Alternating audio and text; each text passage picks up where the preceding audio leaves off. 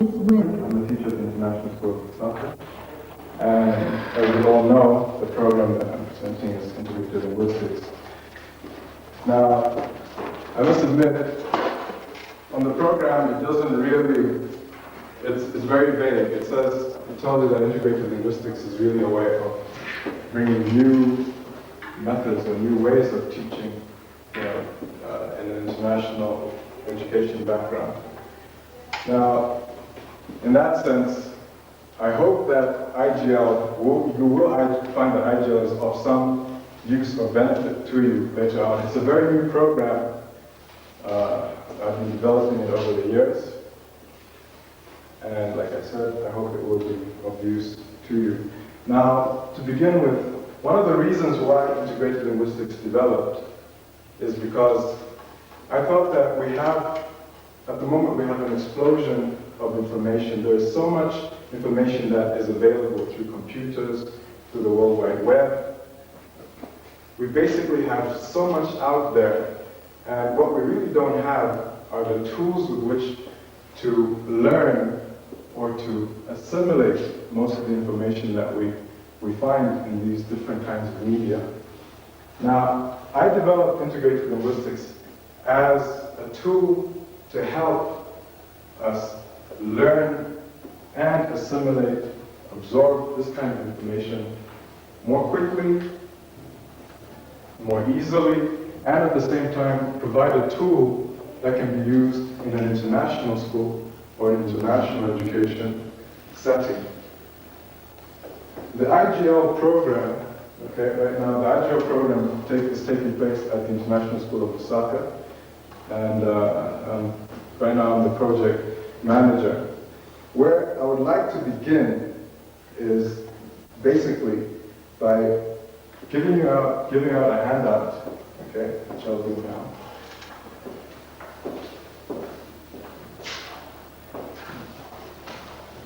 Is there anyone who teaches kindergarten here?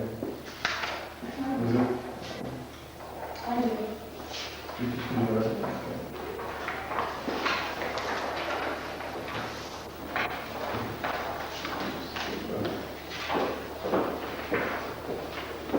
Now, if you will, please look. Don't go beyond the first page, just for now. All right. Yeah, please come in.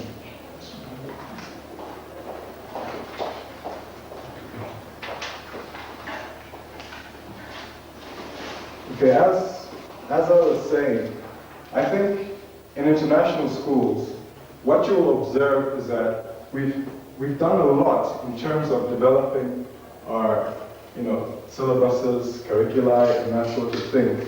In fact, during most of the workshops that I attended, you find that there's a great deal of stress on what we mean by an international program. Okay?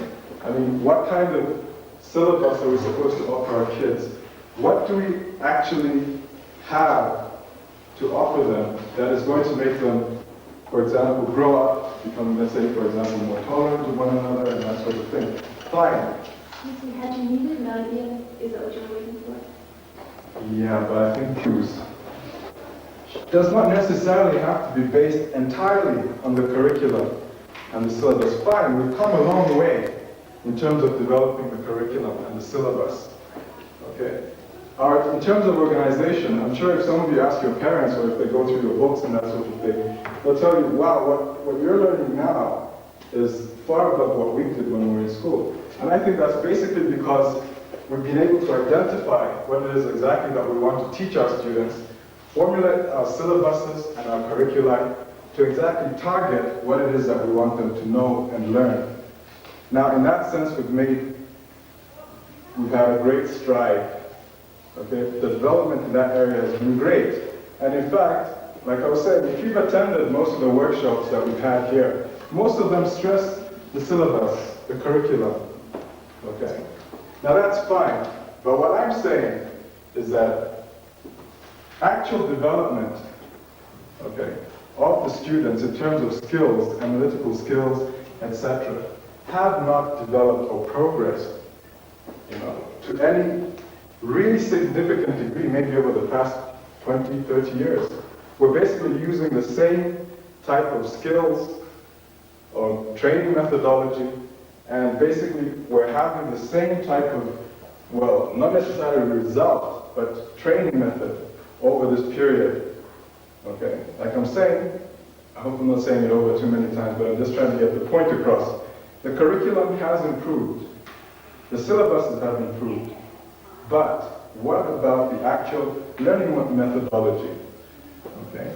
Can we have a methodology that actually increases the learning abilities of our students? Is it possible to have a learning methodology that does that?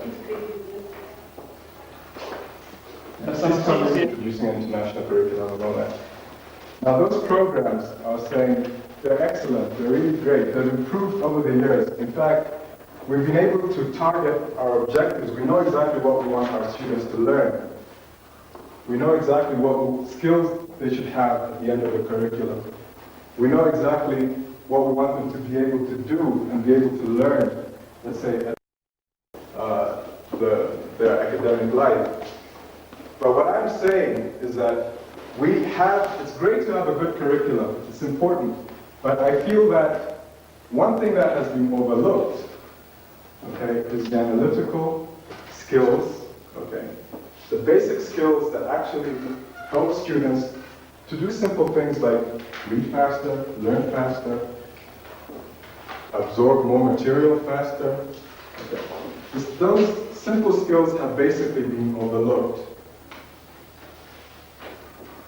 So what IGL intends to do, or what IGL tries to do, is focus basically on those skills. In fact, that's one of the reasons why it is very different.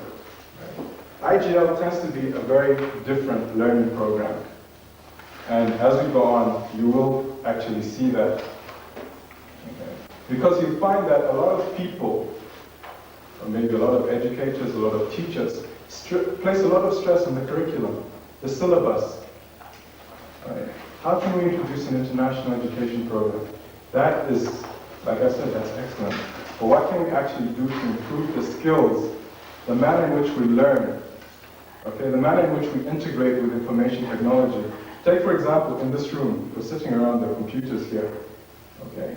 If we were to use one of these computers, one of the only things that, well, not the only thing, but one of the few things we'd be able to do is, for example, type out a letter, okay, maybe send a fax, maybe receive email. That is all very nice. We have, like I said, that in itself is a development. But now, what we should focus on is the development of our human skills. See, in terms of information technology, we're moving ahead. You can see that by the computers we have. For those of you that know about computers, we're now moving into computers that are in the range of 120 megahertz, 200 megahertz, and that is extremely fast. But how are those used for us? That is a basic question.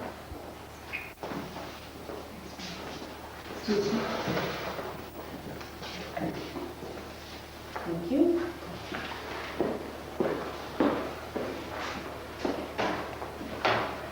And the other most important aspect of IGL is introducing an international, a proper international curriculum, one that actually opens or provides students with an opportunity to learn other languages, with the opportunity to have other means of learning other than those that we have had over the past few years. Now, as we go on, I hope you all understand exactly what it is I'm trying to put across to you. Now, IGL, again, if you look on your page, running right to the front page, running right down the middle, okay. Those are called ideographs. Okay. Now, I designed those ideographs to be able to use information technology, like computers, okay, to have a more creative reading process that can be offered to students. I'm sorry, I just need to cover this computer. And understand that it is something different. However, it is creative.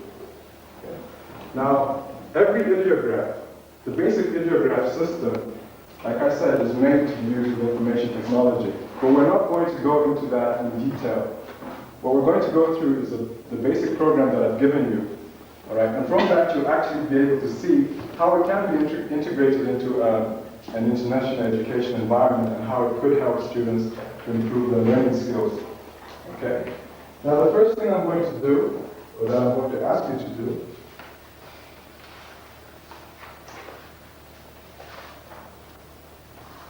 is looking at the ideographs on the front pages.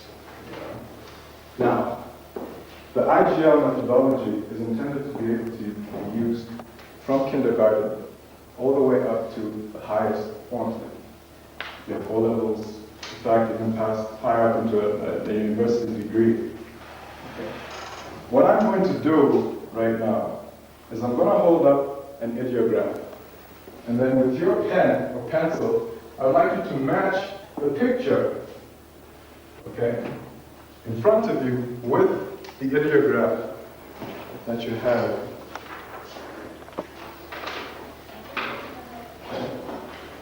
Does everyone see this ideograph? It means garden. Could you match it with the right garden? Could you match it with the right picture and then write the word beneath it?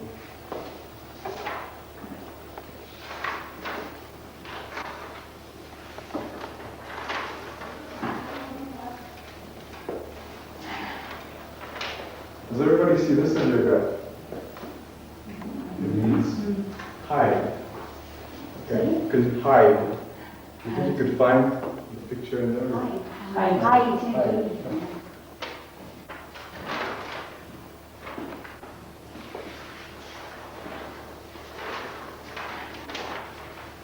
Okay? Does everyone see this ideograph? It means foot. Can anyone match it with the corresponding picture and write the word beneath it? Foot. Foot. Let's come closer. Okay, does everybody see this ideograph? It means head. Did you match it with the right one? Sorry, it means Head. head. Yeah, head. Find the picture and then draw a mapping across. And then write beneath it what it means.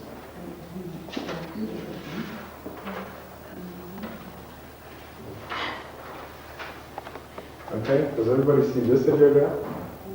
It means joy. Joy.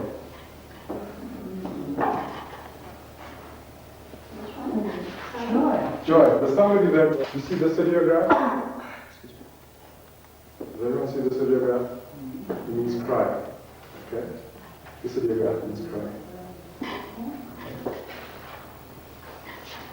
Does everyone see this ideograph?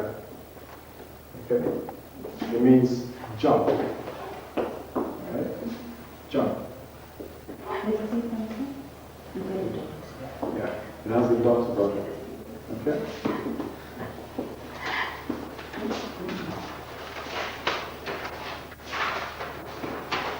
Okay, does everyone see this ideograph? This one here? It means sleep. Okay? This ideograph means sleep.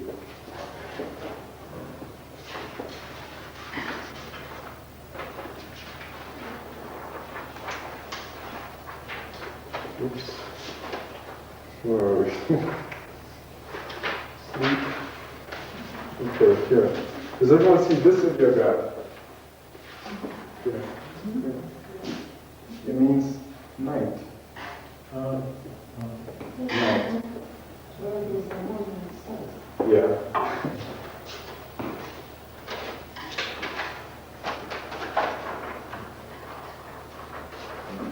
Okay. Does everyone see this ideograph?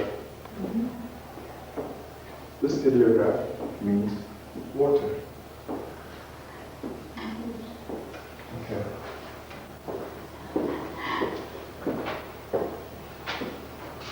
Have we done all of them?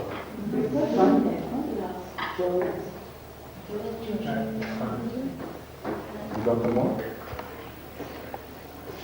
Now briefly, this introduces something that is a very important aspect of IGL.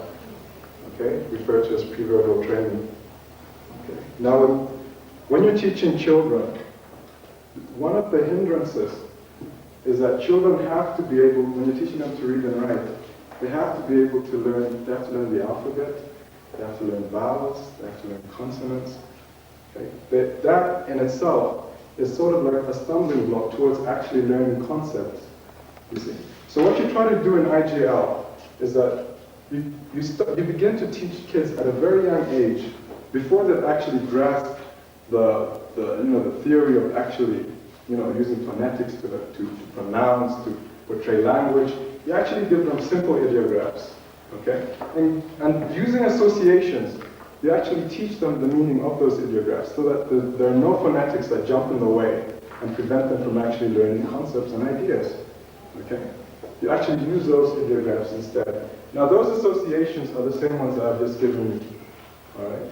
You have, if a child is growing up, okay, I would like to see a situation where parents can actually start teaching their kids even before they get to kindergarten, simply by associations. You can develop their vocabulary, maybe up to 150 words, it doesn't matter. As long as you begin to teach them or to train them at a very early age without the barrier of phonetics, learning the alphabet, which they can probably only do later on in school. Now you can actually start teaching them simply using associations. Okay. Now that is one of the aspects that is introduced through using the ideograph. Okay. Now, if you turn the page, let's move on to the second lesson. Listen to it. Now, we've just written the meaning of these words in English. There's an English language section there for each ideograph. You're also given each numeric value. Could you now write the meaning of each of those ideographs? You can look back and write them in the space there. In English. I know it's a little small, but you can squeeze it inside.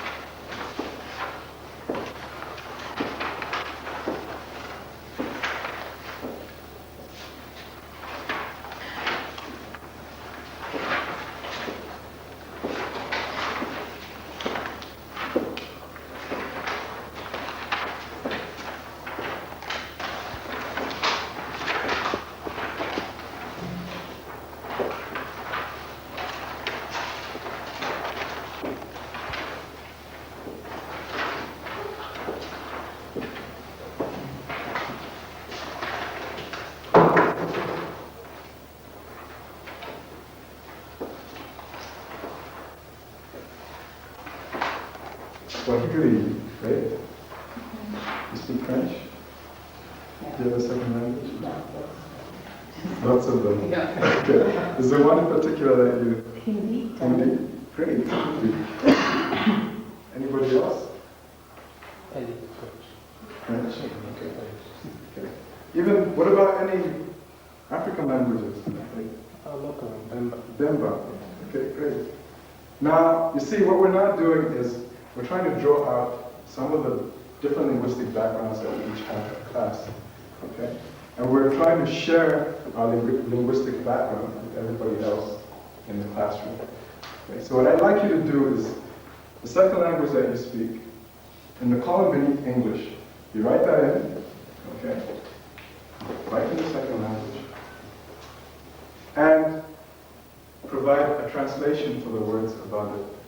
The translation is about it. It is about translation. No, sorry, below. Oh, In the you same just line. translating You just back translate, here. yeah. Nice. So you have a big opportunity to learn. Okay. Okay. Should we assume that they're all nouns? Yes. And then Basically, I know. in the same tense. I think, yeah, I did first. Linguistic background. Okay. with each other. All right? Now I'll begin. There doesn't seem to be a duster here. I'll begin with mine.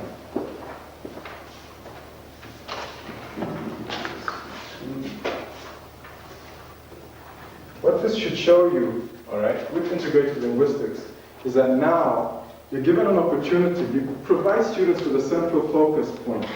Okay, we're learning English, take for example, in the curriculum, right? But by using the ideograph, you're actually providing a focal point for other languages. You see, it is not the ideograph is not a language. Okay, it is simply a learning tool that you can use as a reference. If kids have, through the pre-verbal stages, been learning what the ideograph is about, and they can identify with it, if you have a student in class and you're giving, let's say, for example, an idea across, then that idea can be interpreted in so many different languages. Then we can get the kids together. We can get them to share information, you see, to share the different linguistic backgrounds that they come from. If you have a, take for example, at the International School of Lusaka, you might have students that are Bemba speaking, French speaking, Spanish speaking.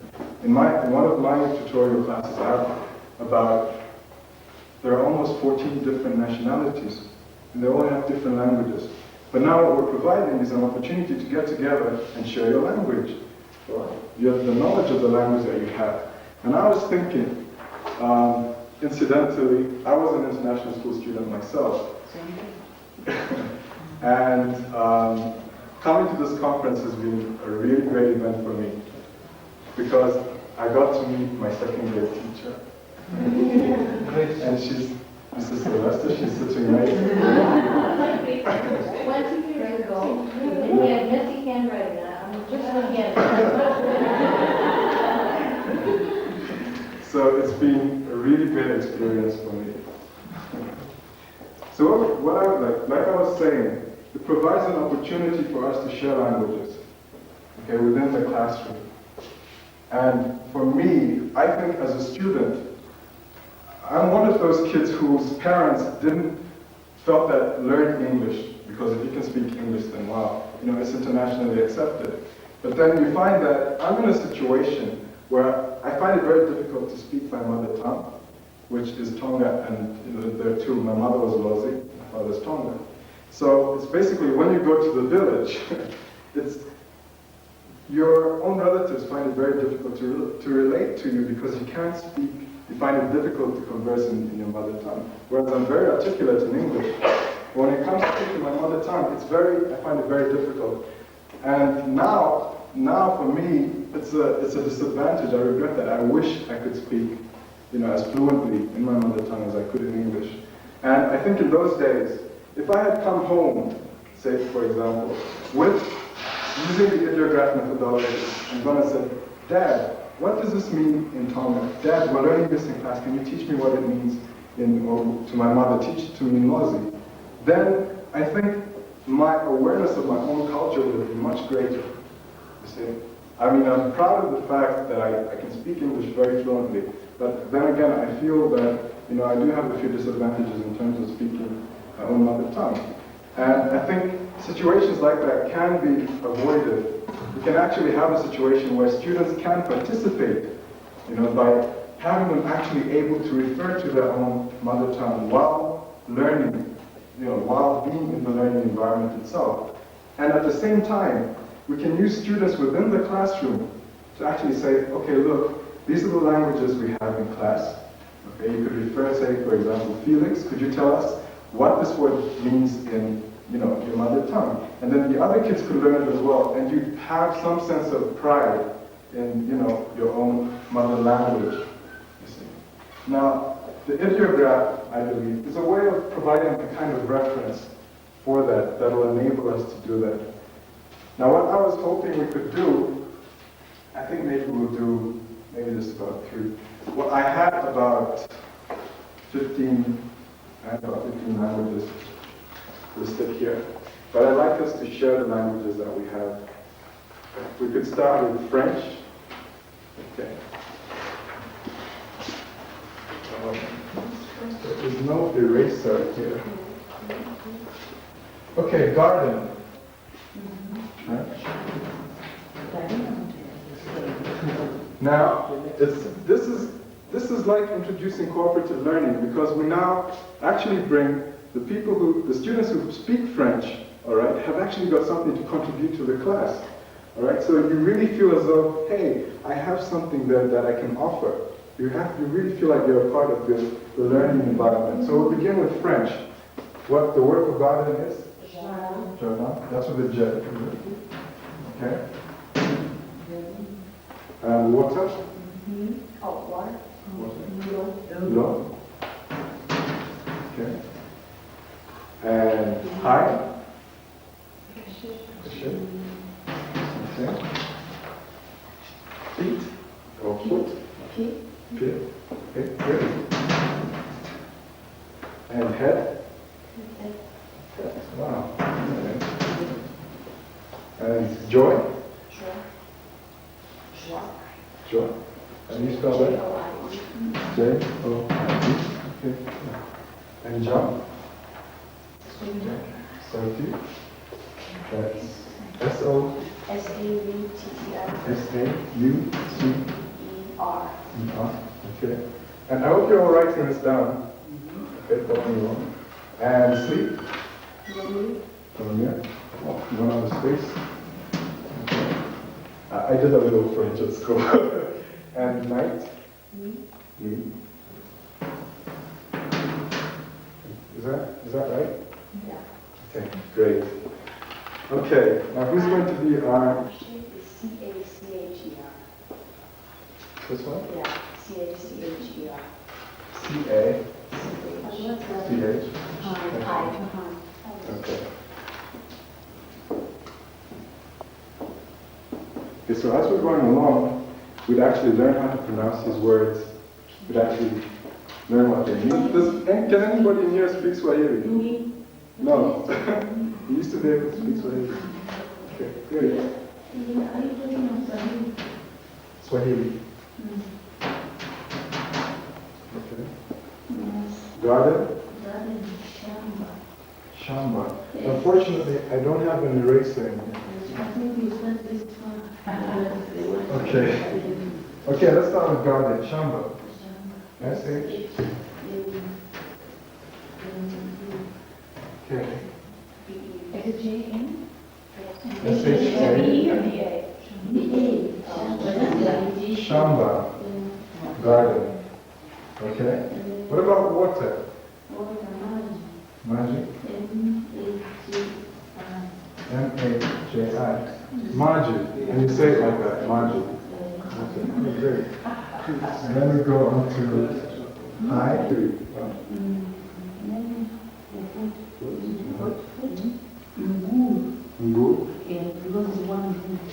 Ngu. M-G. W. Ngu. What is that? Ngu. Ngu. Ngu. So moving on to head. K-I. K-I. C. W. W. A. Kichwa. Kichwa. Okay. Kichwa. Kichwa. And then what is following?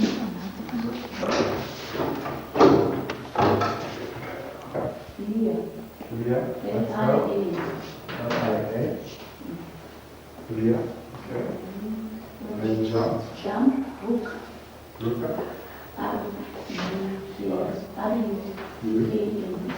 K-E. A.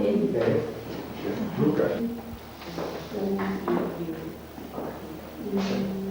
And we have, are we ready? How do I spell it? Rat. No, I can spell it phonetically. Rat. All right. It has no English, it's got its own script. That is nice. Sanskrit. Yeah. So, Devanagari script. Height Hi. is Chukna. Chutna. Chukna.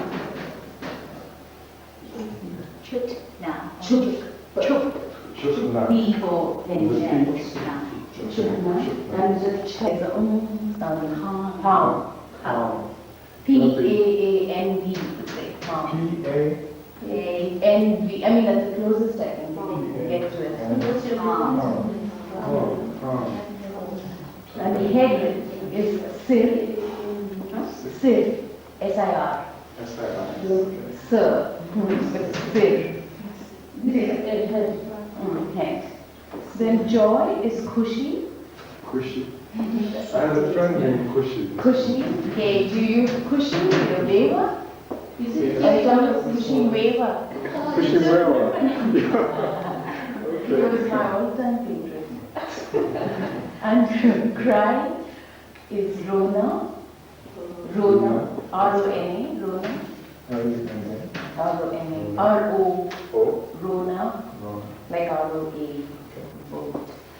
Then jump is Kudna. Kudna. Is that what it is? K-H-U-D-N-A, you could say. Kudna. K-H-U. You see, all those verbs have na, kudna, chupna, rona. End with the Then sleep is sona. So S-O-N-A. Yeah, S-O-N-A. But if you're talking about the noun sleep, it would be mean. It's a different word altogether for the noun. It's fun. We'll start with guarded. Garden, Ibana. Ibada. Ibada. Next, Water. what Amesh. Amish.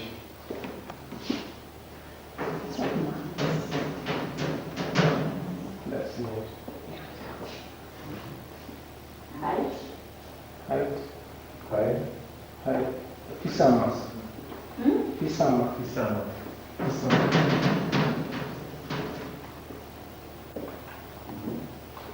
Then foot. Ukuru. Lukasa. Ukuru is Oh, And Lucas? Lukasa is Lukasa. Like this. Jambo Jambo is Oh, yeah.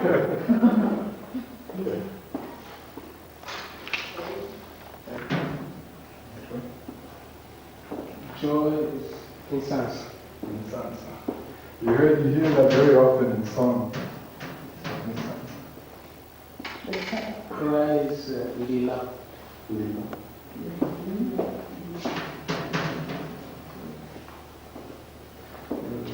Jump, Tolok.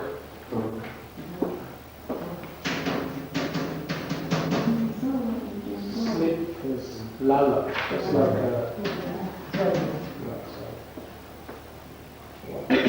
we have Kushi. Kushi.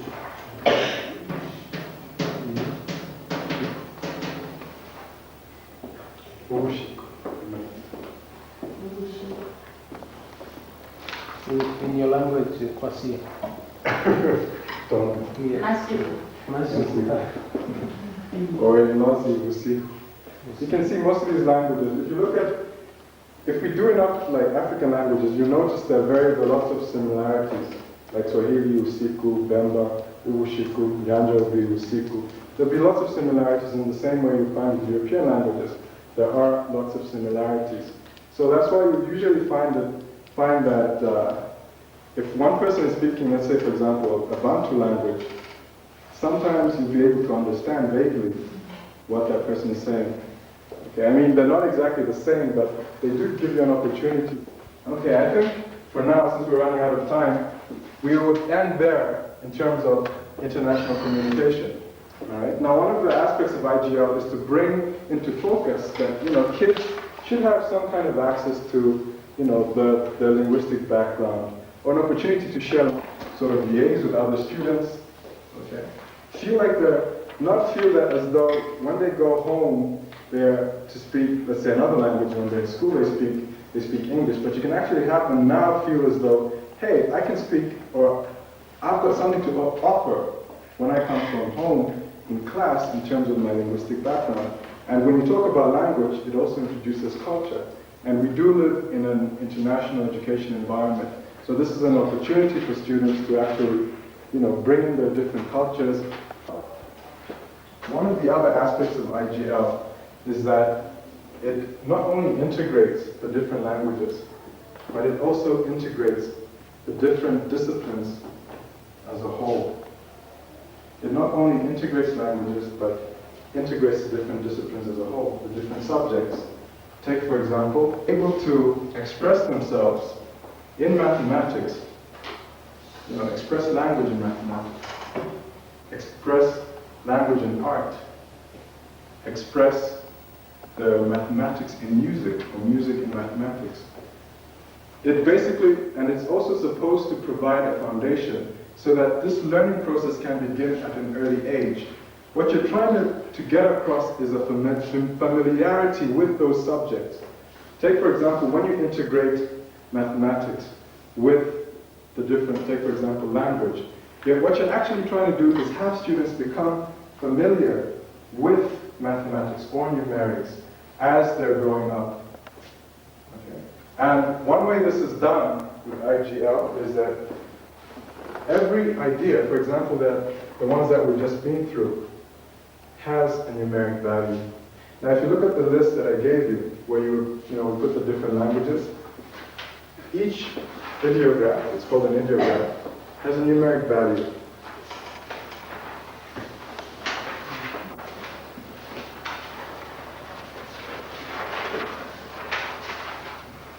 A focal point. It's like a magnifying lens. When you focus those rays, you create what you might call energy. You're trying to get students to be able to focus on one particular, using the different subjects. By having one point of focus, they can actually use the different layers for recall or recollection. You can actually have students who are more adept in music, being able to express the abilities they have in music in language. Take, for example, if anybody attended the special needs workshop, there were some students who were terrible at school, terrible at spelling, terrible at maths. Okay? However, they were excellent, for example, at playing the guitar, at music, at using computers.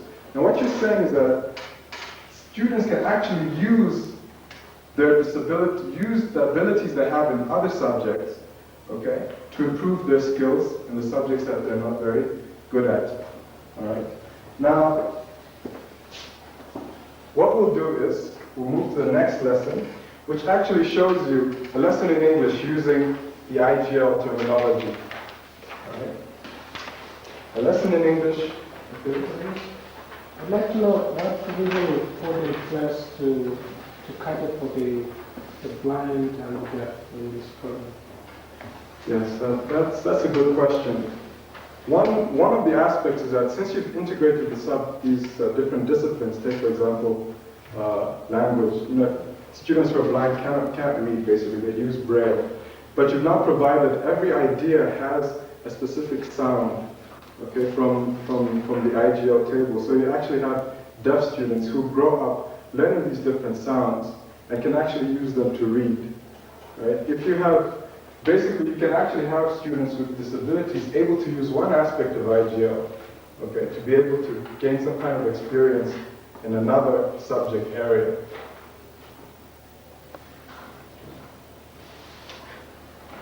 Does everybody understand what I mean by that?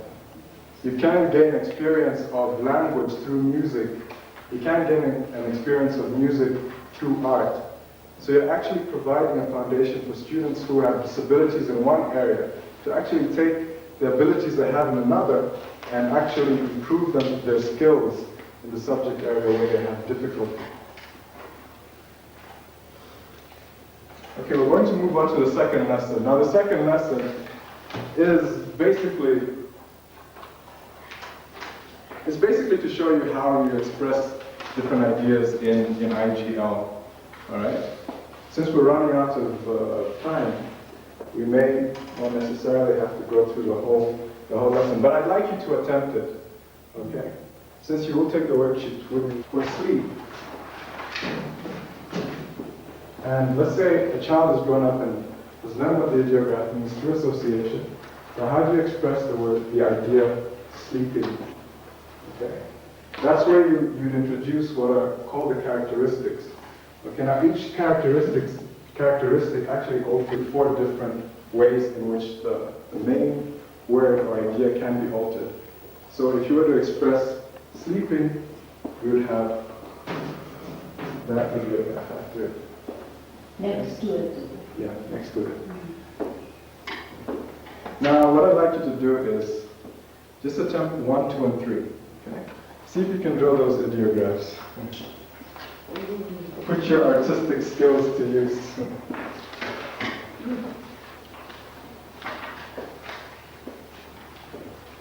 All you have to do is look up, see if you're expert.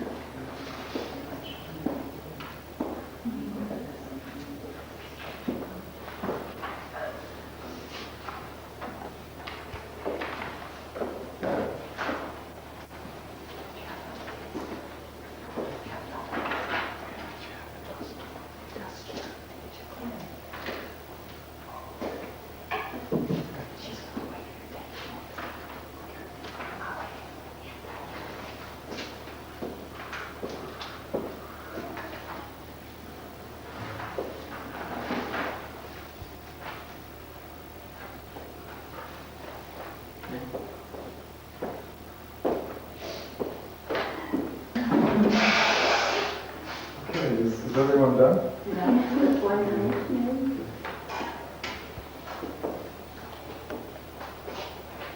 Okay. Now, you've just learned how to express yourself in IGL. If you're different, every word is weird. There's something I'd like to point out to you at the beginning. If you look up, okay, at the different characteristics, okay, this is where the use of information technology comes in, okay. Though these characters may look strange to you, they actually do form the basis, or what I feel is the backbone of integrated linguistics. Because these characters, okay, or ideographs, are like the vehicle that is going to be used to actually have students able to read faster or reach higher reading speeds, which is not something we're going to cover in this lesson because it's a little bit more complex and it will take a little bit more time. But I will explain something very simple to you. Does anybody know how animation works? Animation? No.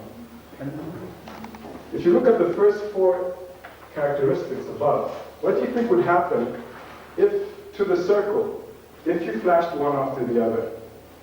1, 2, 3, 4. You see the circle actually going down. Yeah. You see, so the whole reading process, even the ideographs that I've shown you, are actually based on this animation theory.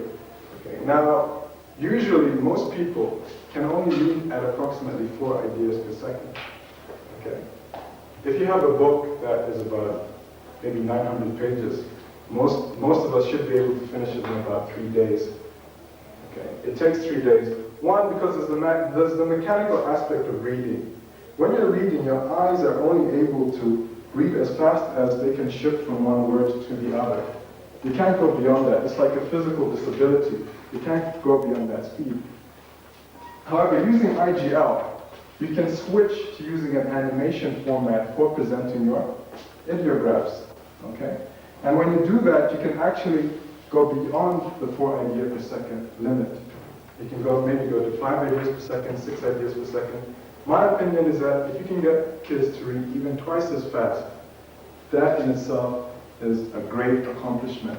Because in the time that it took you to read a book, 3 days, it could now take you 1.5. It could now take you 1. And that is time saved. And like I've explained earlier, we have a sudden growth in information technology. There is so much out there. We need faster ways of being able to read, assimilate, comprehend most of the things that or most of the information that is out there. Now that is just a simple example. When I came, I actually asked the people at the conference to provide a computer. Because I would actually show you the animation process and the color processes. Okay, the fantastic colors that kids can learn as they're growing. And I had the sound processes as well, where you can actually hear the sounds that they learn, through primary. By the time they get to secondary, music for them is like like second nature, something they've been doing all along. So you're actually providing them with a much richer curriculum. Unfortunately, they only have Macintosh computers, and I use an IBM for my work. So what we're going to move on to next is numerics. Okay, let's turn to the next page.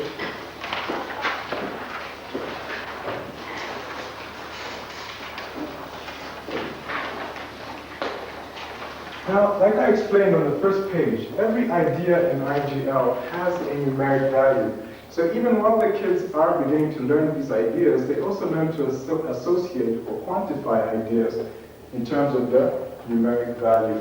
Okay? The idea is simply to get kids accustomed to being around numbers. Right? Get them accustomed to seeing digits, seeing numerics. Okay? Get them accustomed to, whenever they see a word, they can actually refer to its numeric value. Now, one of the aspects is that as you go on, all right, this fluency with numerics helps them appreciate mathematics more, and they can actually use what they know in numerics to actually help them in language. You can have a student who's a very strong mathematician, but who is lousy in language, okay? Who can't really grasp what language is about, who can't grasp what morphology is. And I can't understand what is, take for example, when you're going to use the verb gardening. I mean, okay, there's garden and there's gardening. And if he's learning a different language, that can all pose a kind of